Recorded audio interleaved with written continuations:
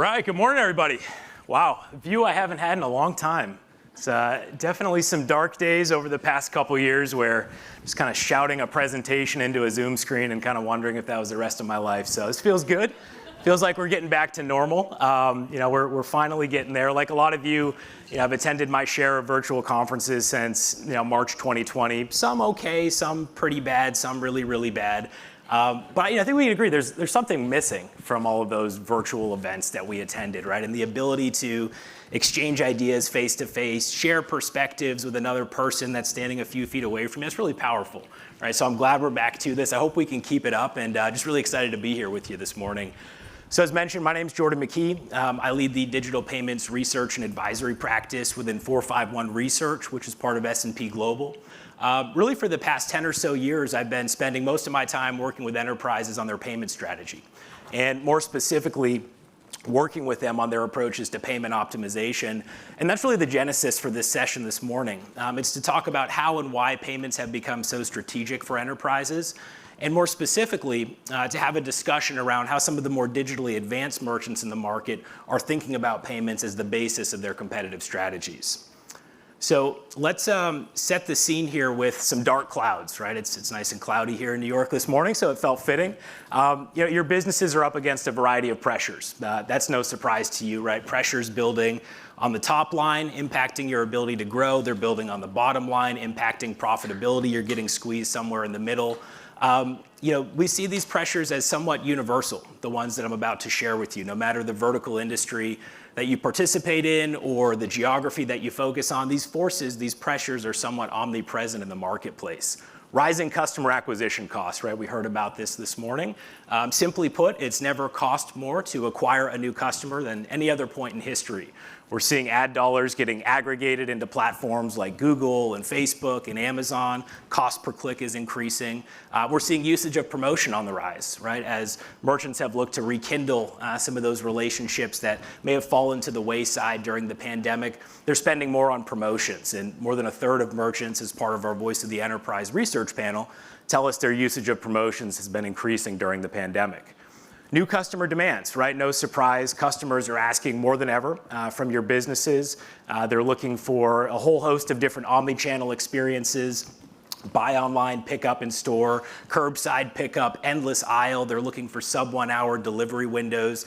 This is requiring you to invest in new technologies. It's requiring you to really develop an understanding of what that next generation customer journey is going to look like.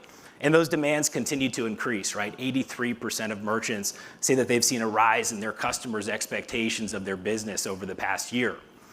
Of course, with those new customer demands comes operational shifts, right? We need to start to do things differently to cater to these new needs, to cater to these new experiences.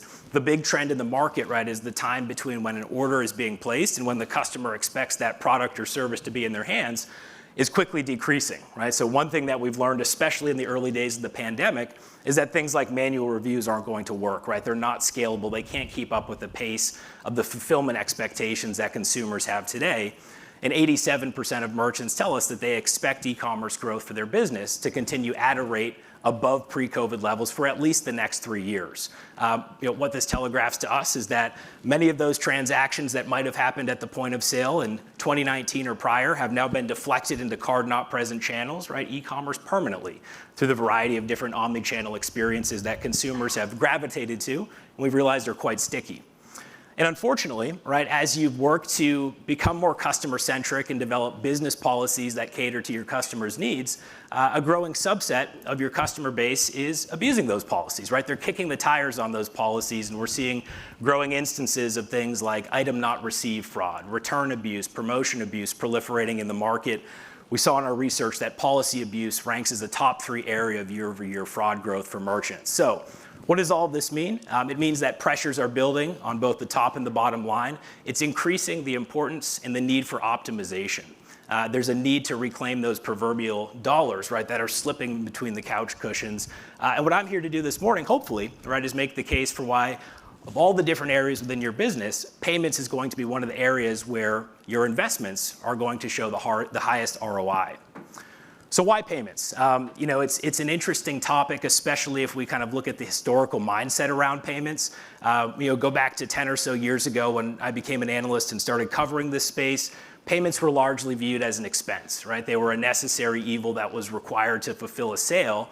And because they were looked at as a utility of sorts, a lot of the conversations I would have back then with enterprises, how do we lower our cost of acceptance, right? How do we scrape a few more basis points off of each and every transaction so that we can increase our margins? Right? A good payment strategy back then was really seen as a low-cost strategy. And I'm not here to make the case that cost doesn't matter anymore in payments. It definitely does, right? It's still very important, but I would say the merchants that have really latched on to the role of payments in their business, they get, of course cost needs to be managed, but it also needs to be balanced with some other very important priorities in our business, such as growing the organization, providing a best-in-class customer experience. And really the reason for this, I believe, is because today, more than any other time in history, payments are the inflection point of the customer journey. And as we discussed, right, you've spent all of this money to get the customer to that point. You've spent money on marketing, you've spent money on advertising, you've spent money on promotions. All of those investments are paying off. That's great. You've got that prospect right to the point where they're about to become a customer, but there's so much that can go wrong, right? That transaction might get falsely declined because of an improper risk assessment on the purchase. That customer might not get served up their preferred payment method, right? Perhaps they're a cross-border shopper. They're coming to you from the Netherlands where, in the Netherlands, 70% of e-commerce volume goes through a payment method called Ideal, but you're only offering them Visa and MasterCard. So they get frustrated, they abandon the purchase. Maybe they get served up an authentication flow that they're not familiar with. That creates friction, that causes them to drop off. So if just one of those things goes wrong, right, all of those investments further up the funnel, they've been squandered, right? They were all for nothing. So I would say the merchants that have really gravitated towards payments and use payments as part of their competitive strategies get that, if they really double down on this area, it's not unrealistic to drive a 10% swing in revenue, right? They're thinking about payments as a CX factor, thinking about payments as a growth factor. And again, I think you'd be hard pressed to find another area in the business where just several technologies, several strategy changes can drive a revenue increase on that magnitude. So as I alluded to, it's interesting. There's many areas within payments that need optimization. There's two in particular where we see the impact in the most significant way at the moment. The first is around false declines. So in the physical world, right at the point of sale, the authorization rate, it's pretty good. It's in the high 90% range, 96, 97% of transactions are getting authorized by the issuer. Shift that focus to e-commerce, that industry average for the authorization rate drops down to about 85, 86%. So, somewhere in the ballpark of about 1 out of every 7 transactions are being declined. And many of those are legitimate transactions, right? Those declines were being applied in error. And the strategies for reclaiming those declines, right, not all of that complex, right? Using things like local acquiring if you're selling cross-border, so the card issuer has more trust in the transactions that you're submitting to them. Using things like account updater services if you're a card on file or recurring billing merchant to ensure that even if that card gets reissued and the customer forgets to update it, right, you're always having the most up-to-date payment information. Right? Why we're all here today, right? Managing that chargeback ratio down so issuers have more trust in the transactions and the quality of transactions that are being submitted. And as you start to layer on those different types of optimization strategies, really not unrealistic to drive a 700, 800 basis point increase in terms of your authorization rate. And we see there's a lot of money to be reclaimed here, right? Over 16 billion in purchases just in the past 12 months here in the US have fallen off due to false declines. The other area is your payment method mix. As we know here in the US, there's roughly 5 payment methods you can offer to provide a pretty decent customer experience. Visa, MasterCard, American Express, Discover, PayPal. You offer those 5 methods, you'll reach most of the market, right? Not a terrible experience. You take that payment method mix and you try to apply it to another geography, and you fall flat, right? And management's wondering, why are we not growing in this market like we expected? And that's because in payments, right, as you go global, very important to think local, right? The local payment landscape has evolved differently in each and every market around the world. So if you're selling into Japan and Brazil, right, you have to have digital cash payment options like Conbini and Boleto. If you're selling into Southeast Asia, it's a mix of all different flavors of digital wallets. If you're selling into Europe, you're thinking about bank transfer systems, you're thinking about real-time payment schemes like SEPA and Bax in the UK. You need to think about all the local card networks, right? If you're selling into Turkey, you need to be integrated with Troy. If you're selling into Belgium, it's Banco Contact. If you're selling into France, it's Carte Bancaire, right? The payment landscape has evolved so differently across all of these different geographies. And similarly for demographics, right? We see this right now, especially with Gen Z and millennials, right? The importance of buy now, pay later, and the impact that that has on conversions, the impact that has on average order value, because they're looking for more flexibility. So, point being, very important to tailor that payment method mix to your customers, as we just heard from Samsung, potentially doing that in a dynamic way, right? To ensure that you're serving up the most relevant payment option to that customer profile, because this causes purchases to fall off, right? Over 20 billion in abandoned sales in the past 12 months, again, just here in the US, due to customers being served up payment method mixes that don't resonate with them. So when it comes to the merchants that are most likely to be prioritizing payments as part of their competitive strategies, as we might expect, it's what we would call digitally driven merchants. These are merchants that are early adopters of new technologies. They're furthest along with their digital transformation strategies. 91% of these types of merchants tell us that they view payments as a highly strategic area of focus within their business that drives significant competitive differentiation, right? The most tech forward, the most digitally advanced merchants, the ones that are most likely to be prioritizing the role of payments within the business. And when we go another layer deeper, right, to really understand where are these digitally driven merchants separating themselves from the pack, what are they prioritizing from a payment standpoint that's outpacing the rest of the market, really there's 4 areas in particular where we're seeing this. As we just talked about, right, they're spending a lot of time focusing on increasing alternative payment method acceptance. They understand that to cast the widest net possible, they need to onboard all of the different flavors of local and alternative payment methods in the different markets that they're selling into and to cater to different demographic needs. They're spending a lot of time modernizing their payment infrastructure, right? They're looking for payment infrastructure that is scalable, that's resilient, that gives their business agility, and they're really thinking about payments as almost this infrastructure layer to power their digital transformations. They're spending lots of time thinking about payment orchestration. And what's interesting is when you look at these very digitally advanced merchants, 75% of them are actually using multiple payment service providers. And they're doing this for a variety of reasons. One, of course, is failover support, but they're doing it to optimize their costs. They're doing it to optimize for authorizations, so they can send a transaction to the payment service provider that has the highest propensity to approve it based on a certain set of criteria. And now they're spending a lot of time really trying to sort that out, right? Building routing platforms, building algorithms to make those decisions, or partnering with third parties like Spreedly that provide this orchestration framework for them to plug into. And improving approval rates, right? Again, another reason that we're all here today. These merchants tend to be very obsessed with increasing the volume of good transactions that they're receiving. They're using things like automation, they're using things like data networks, and really taking an identity-driven approach to fraud prevention, again, to make better decisions, to make better assessments on the quality of the transactions that are coming their way.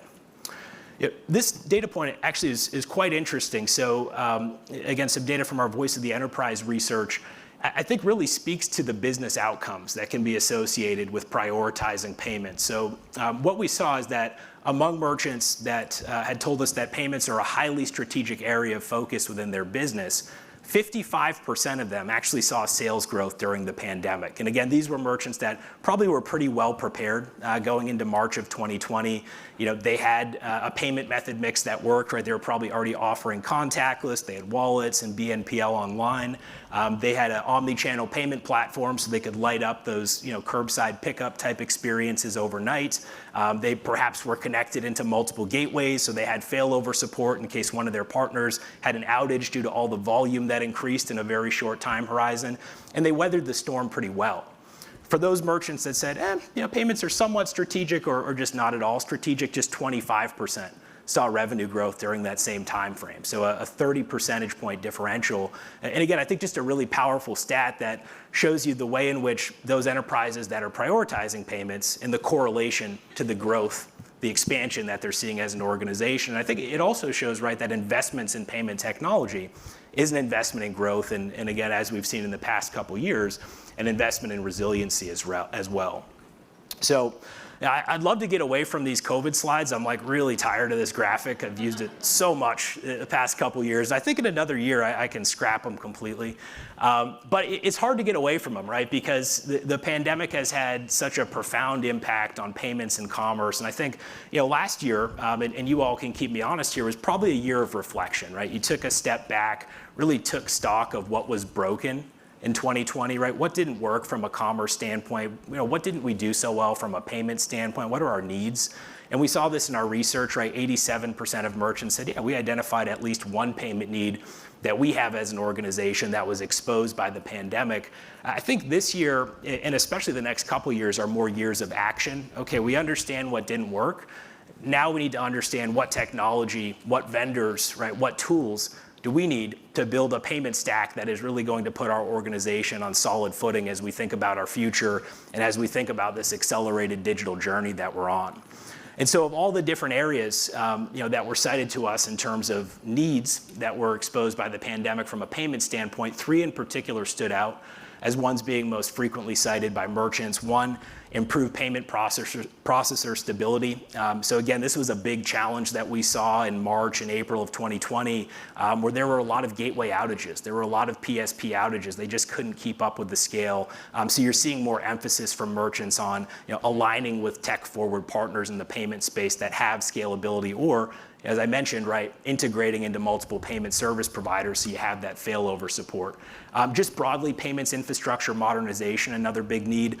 As we heard about earlier, there's just a ton of transformation from a business model standpoint that we saw, really over the past 24 months, where merchants are now shifting more towards direct to consumer. They're toying around with launching a subscription offering and starting to realize, maybe our existing payment partners, aren't well suited for those use cases, right? It's actually kind of hard to, plug into some of these new use cases with our existing payment stack. So let's bring in more modern technologies so we can execute and accelerate on some of those new business model innovations.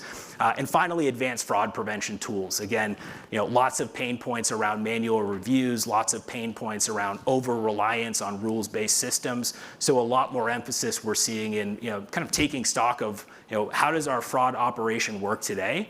And what does it need to look like so that we can prepare for a more digitally advanced future? So these are some of the needs that we're seeing. And on that last point, this is sort of the story around fraud at the moment. It's not great, right? So 67% of merchants have said that fraud volumes are up year over year. Over a third of merchants have said, that increase has been significant for our business. These volumes, by the way, are up pretty substantially over 2020.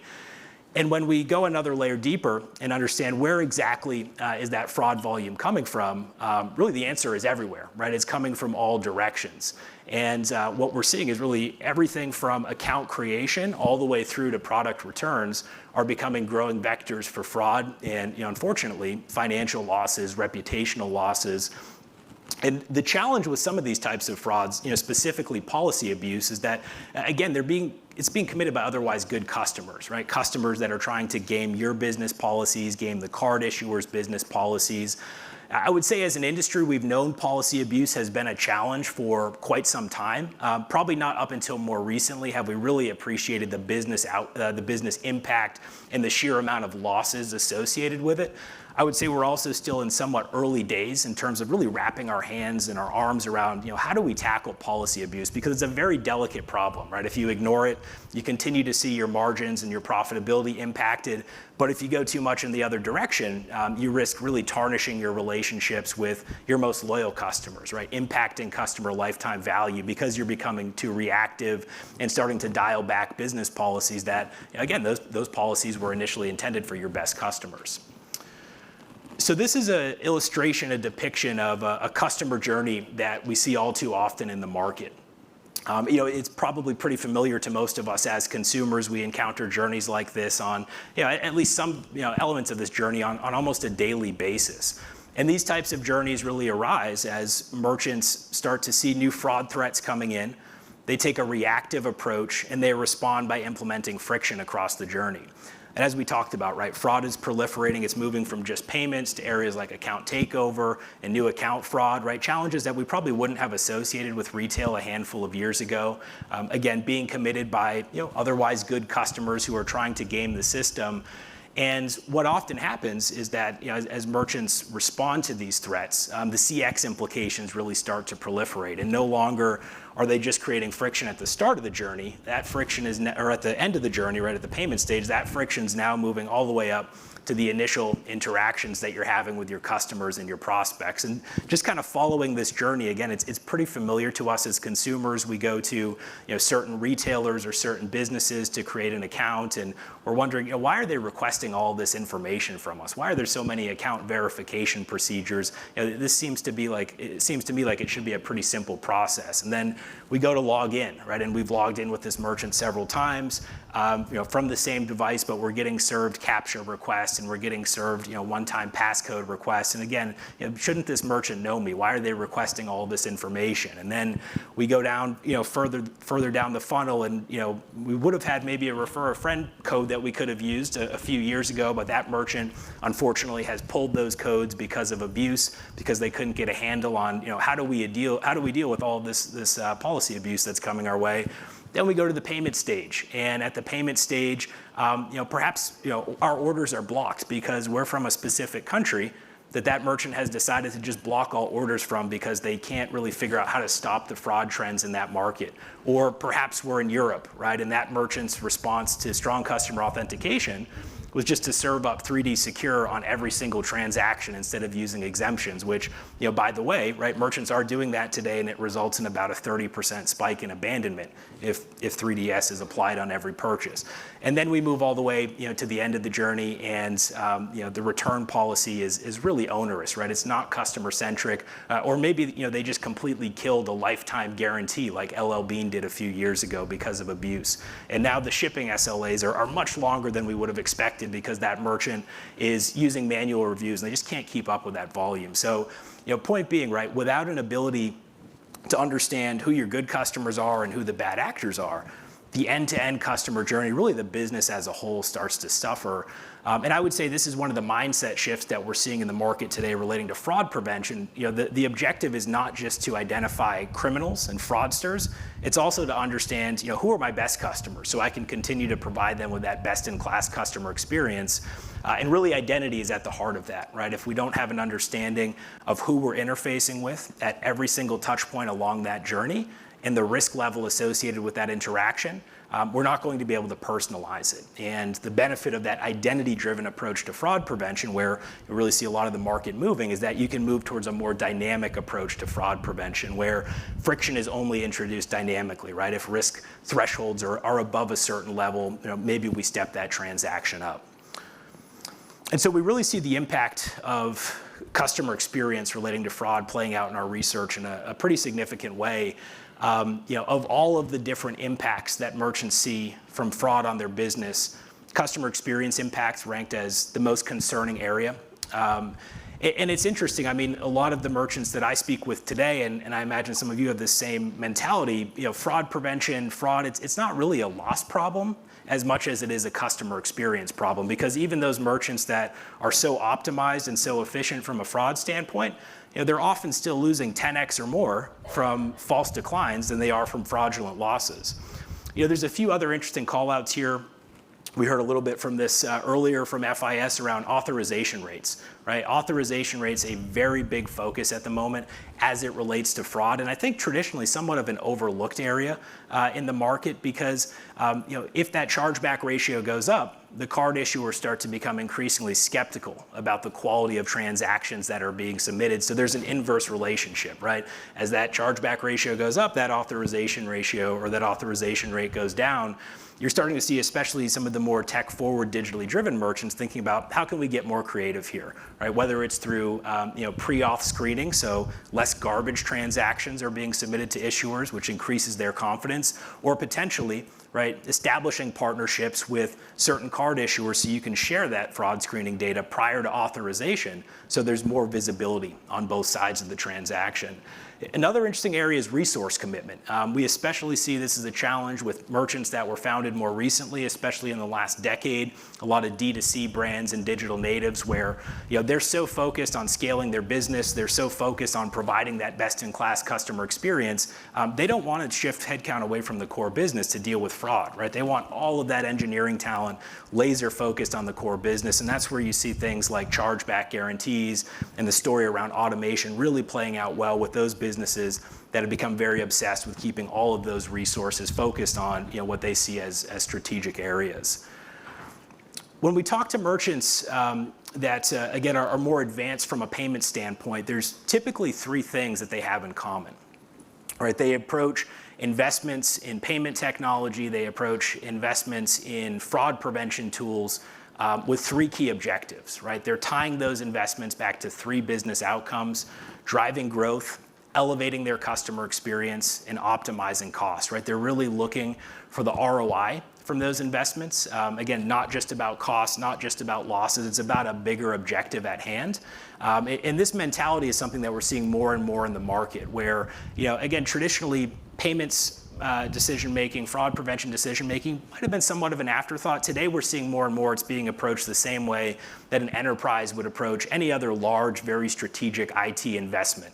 Right? Whether that's buying a new customer data platform or an analytics suite or a CRM, it's being approached with the same level of rigor. And I think it really speaks to the emphasis in the market today on the role of payments, the role of fraud prevention as strategic levers for growth, as strategic levers for optimization. And when it comes to investments, we spend a lot of time at 451 going out and talking to and surveying buyers of IT technology, enterprise IT technology, understanding what exactly are they prioritizing from an attribute standpoint.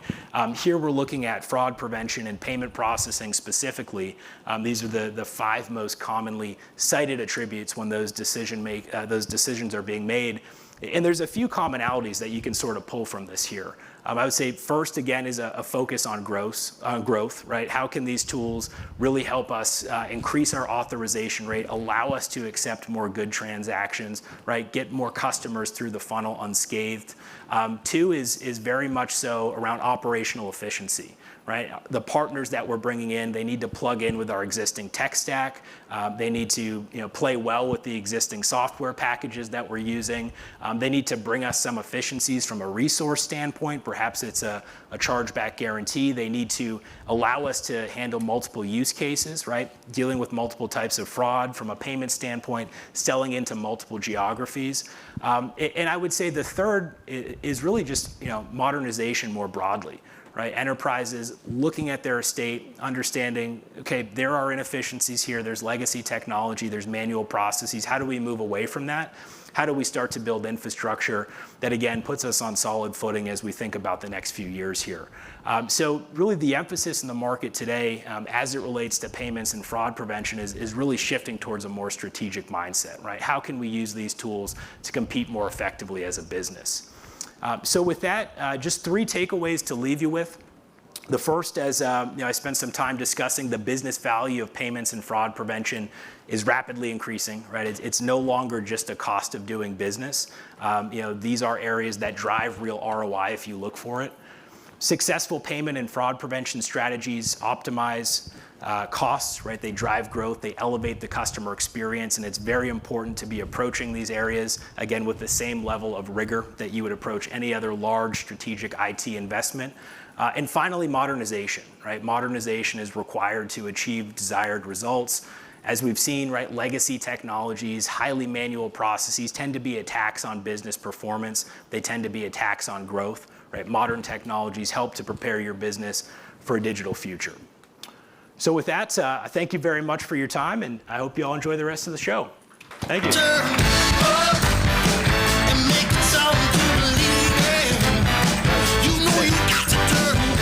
So, before you leave us, Jordan, first off, as I expected nothing less. That was a great talk. Maybe one question I'd love for you to share a perspective on with the audience, which is payments modernization is a huge and strategic prize. What is an action item? And I'm going to keep coming back to this theme throughout the day. Other than calling Nicole at FIS, what can folks in the room do when they get back to the office tomorrow? Yeah, I would say a couple things. I would say one is just to look at your payment method mix, right? What does it look like today? And importantly, how does that pair with where your business is coming from, right? Understand, is that payment method mix catered to the geographies that I'm playing in, or is it, perhaps a bit too US centric? Same goes for the demographics you're serving, right? Are those options really tailored to the different customer segments that are most important to us? The second would be spend a lot of time looking at your authorization rate. That is an area where, again, just a few strategy changes, whether it's card account updater or approaching fraud prevention differently, through things like pre-auth fraud screening, right? All of those things can have a very positive impact on authorization rates, and that's all money that floats up to the top line. So yeah, those would be two areas that I think are near-term priorities for sure. Awesome. Thank you, Jordan. You got Let's it. give it another round of applause. Thanks.